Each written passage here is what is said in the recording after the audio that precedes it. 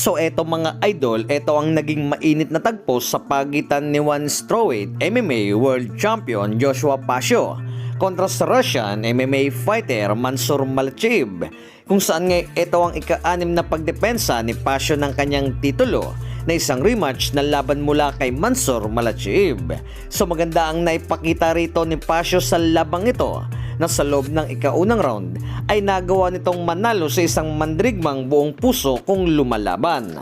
So medyo nag-alangan pa nga itong mga idol si Pasio nang dahil sa una itong dinala sa ground na habang papatapos ang oras sa round 1 ay rito naman nagawa ni Joshua Pasio na makatakas sa puwersa ni Malchev. So nang magkabaliktad itong mga idol ay rito na ito nagamay ni Joshua Pasio ang laban at hanggang sa mapatulog nito si Mansur Malchev na tinalo ito ng Pinoy via technical submission rear neck choke.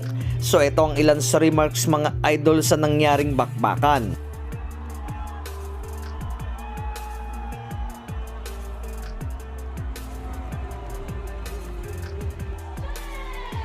So still world champion itong mga idol sa kanyang division na pinakita lamang nito ang pagiging matibay na Pinoy na pagdating sa laban ay walang inuurungan, kung saan ngay talagang napaghandaan ito ni Pasio. So patungkol naman mga idol sa legendary MMA fighter na si Edward Folayang ay natalo ito sa isang MMA fighter na mas bata sa kanya na si Isojima, kung saan ngay round 1 lamang ang tinagal nito.